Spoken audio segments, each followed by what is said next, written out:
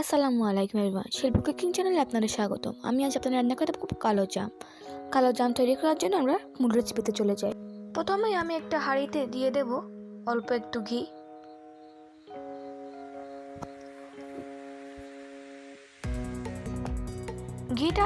ঘিটা সামান্য একটু মেল্ট করে নেব।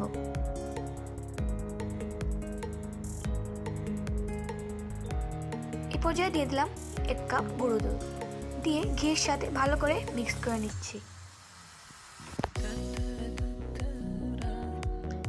এবং অল্প অল্প করে লিকুইড দুধ দিয়ে আমি একটা ডো তৈরি করে নেব।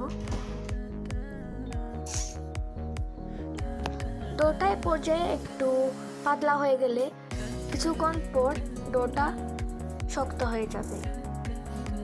আমি মাওয়া তৈরি করে তারপর কালোজাম মিশ্রিত তৈরি করব।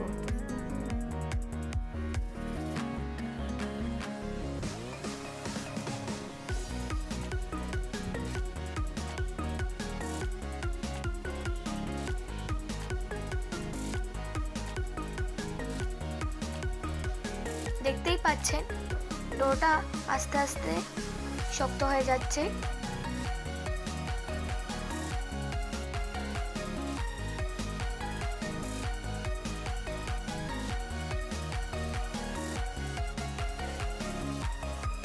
এ পর্যায়ে দিয়ে দেব 2 চা চামচ ময়দা, দিয়ে ভালো করে একটা স্প্যাচুলার সাহায্যে মিক্স করে নেব।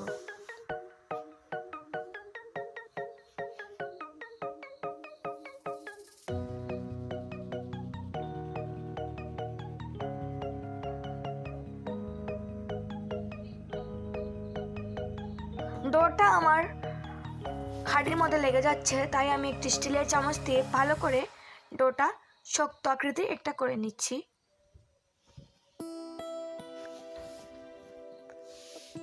দেখতেই পাচ্ছেন ডোটা অনেকটা শক্ত হয়ে এসেছে।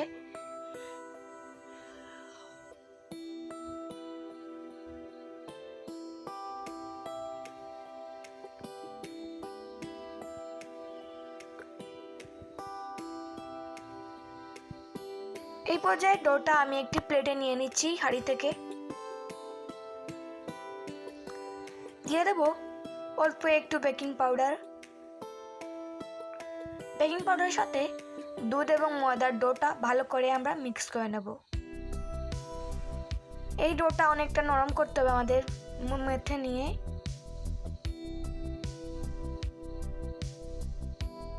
এই পর্যায়ে আমি ছোট ছোট আকৃতির করে নেব, যাতে সবগুলো মিষ্টি আমার এক সাইজের হয়।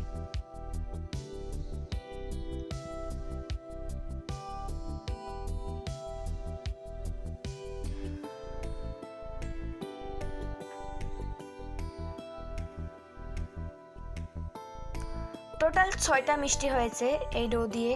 এখন হাত দিয়ে এরকম করে গোল গোল করে মিষ্টির সাইজ করে নেব সবগুলো মিষ্টিকে।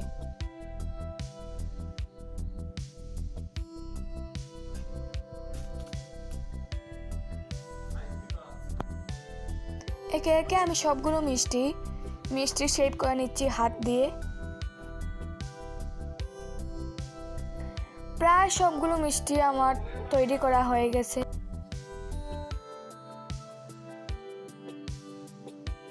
এখন মিষ্টিগুলো বাজিয়ে নেওয়ার জন্য আমি একটি কড়াই দিয়েছি। কড়াইটা হালকা একটু গরম হওয়ার পর আমি দিয়ে দেব পর্যাপ্ত পরিমাণ তেল। মিষ্টিগুলো একটু বেশি তেলে ভাজতে হবে। একটু বেশি তেলে ভাজলে কোনো সমস্যা নেই, তেলগুলো ওয়েস্ট হবে না।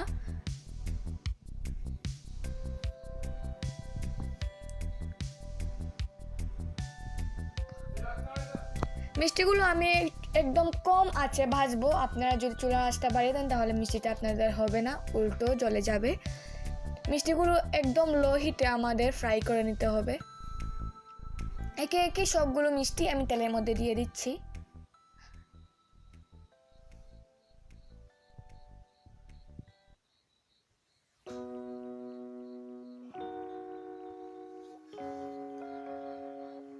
একদম লো হিটে আমি মিষ্টিগুলো বাচ্ছি। দেখতেই পাচ্ছেন মিষ্টির এক পাশ সামান্য একটু লাল বর্ণের হয়েছে। আমি একটি কাঠের চামচ দিয়ে হালকা হাতে উল্টে পাল্টে দেবো, কেননা এ পর্যায়ে মিষ্টিটা অনেক নরম। দেখতেই পাচ্ছেন মিষ্টিগুলো ফ্রাই হচ্ছে। আমার সম্পূর্ণ মিষ্টি তৈরি করার প্রসেসটা একদম লো হিটে আগুন প্রায় 10 মিনিট ভাজার পর দেখতেই পাচ্ছেন মিষ্টির কালারটা ডিপ ব্রাউন হয়ে গেছে। এই পর্যায়ে চুলার আঁচটা আমি হালকা একটু বাড়িয়ে দেব, দিয়ে ডিপ ব্রাউন করে নেব। এখন মিষ্টি শিরা তৈরি করার জন্য আমি দিয়ে দেব 1.5 কাপের মতো পানি, 1 কাপ এবং আরও 1/2 কাপ পানি।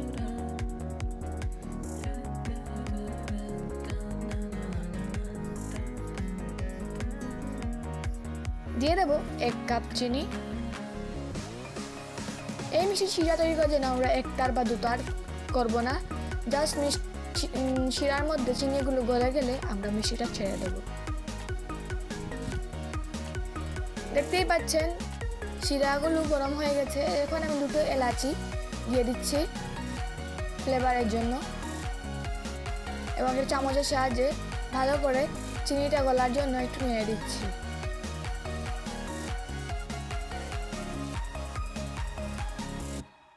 ঢাকনা দিয়ে দেব যাতে শিরাটা গরম হয়। মিষ্টিগুলো এ পর্যায়ে আমাদের সম্পূর্ণ হয়ে গেছে ডিপ ব্রাউন কালার। এখন তেল থেকে সরাসরি তুলে আমরা তেলটা ঝরিয়ে দিয়ে দেব চিনির শিরার মধ্যে।